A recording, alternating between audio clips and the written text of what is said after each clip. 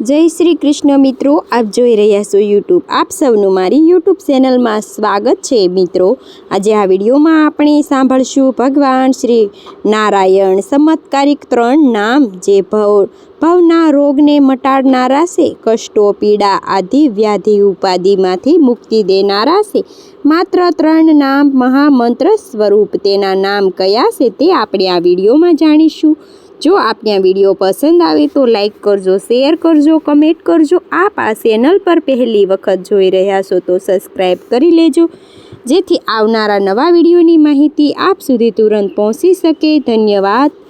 ભગવાન નારાયણ જે આખા સંસારના ભરણ પોષણ કરીને પરમપિતા પરમાત્માના રૂપમાં વિદ્યમાન છે, આપણે સૌ ભગવાન શ્રી નારાયણની સેવા પૂજા કરીએ છીએ, વ્રત ઉપવાસ કરીએ છીએ, જેથી પાપ નષ્ટ થાય છે. કારણ કે પાલન પોષણ કરનાર દેવતા કોઈ હોય તો તે છે લક્ષ્મીપતિ નારાયણ. અને જ્યારે આ સંસારમાં રોગ પેદા થાય છે, અને ચાહે આધ્યાત્મિક હોય, આવિદ્યાક ભૌતિક હોય, આધિ ભૌતિક હોય, આધિ વ્યાધિ મુક્તિ રોગ હોય, અને સંસારને જીવન છે, જે જન્મ છે તેનું મૃત્યુ છે, અને ત્યારે જ રોગ પણ હોય, કષ્ટ પણ હોય, કોઈને કોઈ પીડા મનુષ્યના જીવનમાં હોય, ત્યારે કોઈને કોઈ પ્રકારની દવા આપણે કરીએ છીએ, જે રોગને મટાડવા માટે ડૉક્ટરની પણ સલાહ લઈએ છીએ, છતાં પણ રોગ મટતો નથી. એવા સ્થિતિમાં ભગવાનનું નામ જપ ઉત્તમ રસાયણ ઔષધિ કહેવામાં આવી છે, જે મનુષ્ય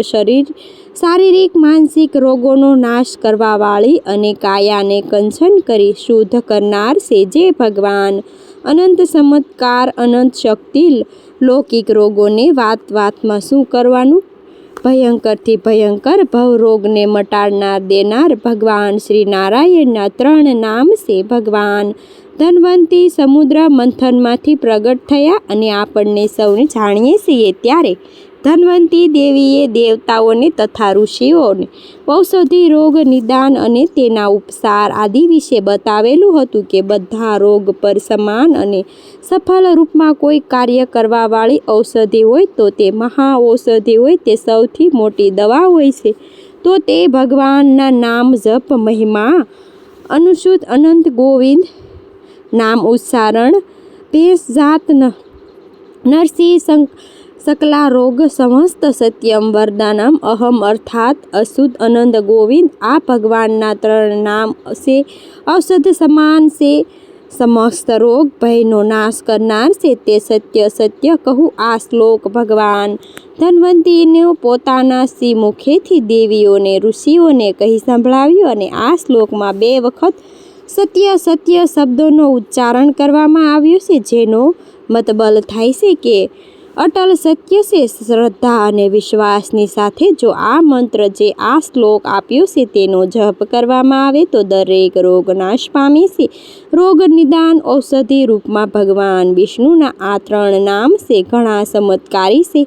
આ શ્લોકમાં ભગવાનને 3 નામ અશુદ્ધ અનંત અને ગોવિંદનો ઉલ્લેખ કરવામાં આવ્યો છે. જો સંસ્કૃત શ્લોક આપણને જપવામાં અસમર્થ હોય તો અશુભ વિદ્યા લાગતી હોય તો આ ભગવાનના 3 નામ લેવા માત્રથી જ પણ સર્વે પાપ નષ્ટ થાય છે, અને ભવના રોગો નાશ પામે છે.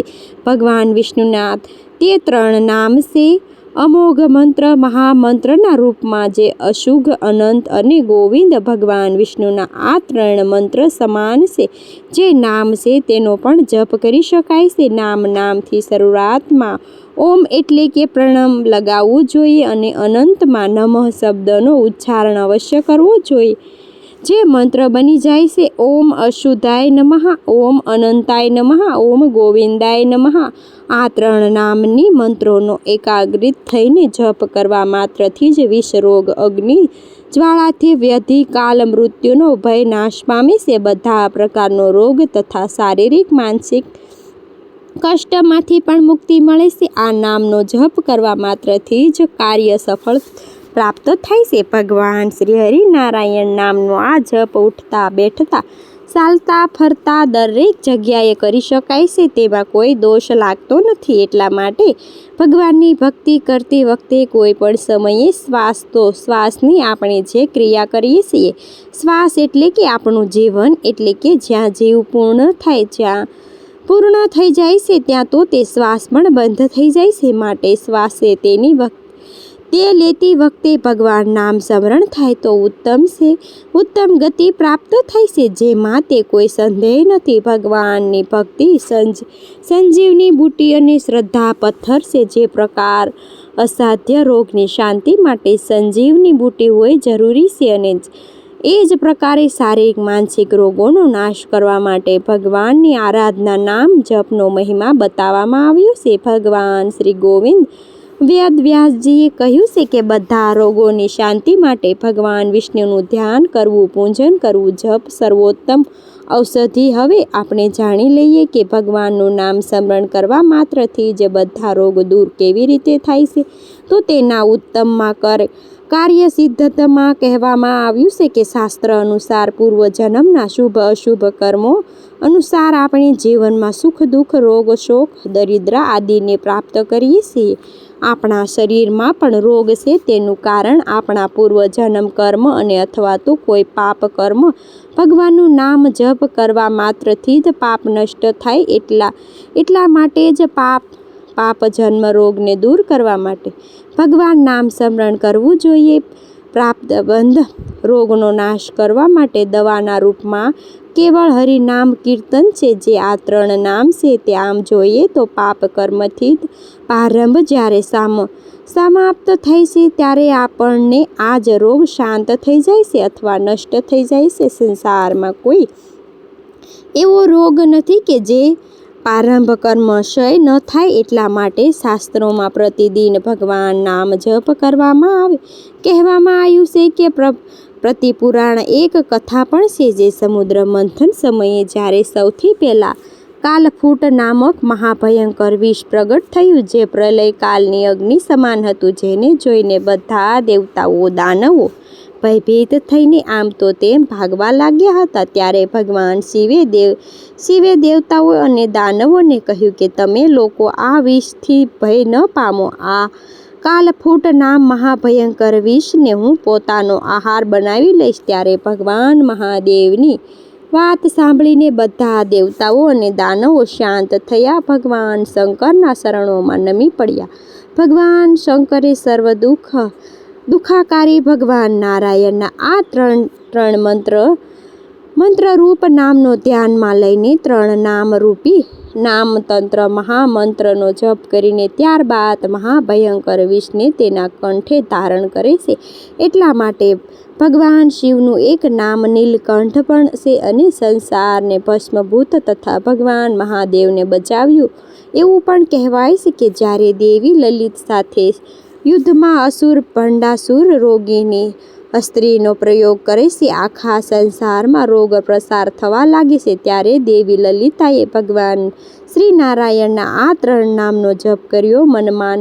મનમાં પ્રભુનું સ્મરણ કર્યું અને રોગની અશિસ્થી બસવા માટે જ્યારે દેવી લલિતાએ તંત્ર મંત્રનો પ્રયોગ કર્યો અને ત્યારે આ નામ તંત્ર મંત્ર દ્વારા દેવી લલિતાએ સર્વ રીતે રક્ષા કરી હતી અને અસુરોને નાશ કર્યો. તથા દ્રઢ વિશ્વાસ, શ્રદ્ધા, ભગવાનમાં સાચી પ્રીતિ તથા આસ્થા ભાવના ધારણ કરીને ભગવાનને અવસ્થા અવશ્ય પ્રાપ્ત કરી શકાય છે અને ભક્તોને કષ્ટો પણ નિવારણ થાય છે. પ્રભુ પર બધું આપણે છોડી દઈએ છીએ તો પણ પ્રભુ યોગક્ષેમ અવશ્ય વહન કરે છે. શ્રદ્ધાનો વિષય છે. મનુષ્ય નિસ્સંદ થઈ જાય છે અને બધા કષ્ટો અંત આવી જાય છે. કેવલ વિશ્વાસ કરવા માત્રથી જ વાર છે.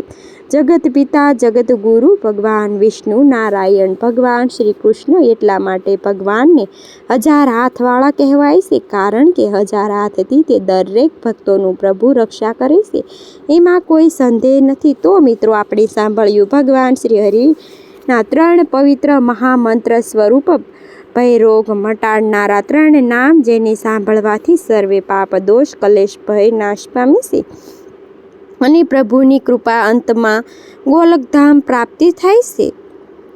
મને આશા છે કે આપને આ વિડીયો જરૂર પસંદ આવ્યો હશે. મિત્રો, મને સાંભળવા માટે ધન્યવાદ. આપ સૌને મારા જય શ્રી કૃષ્ણ.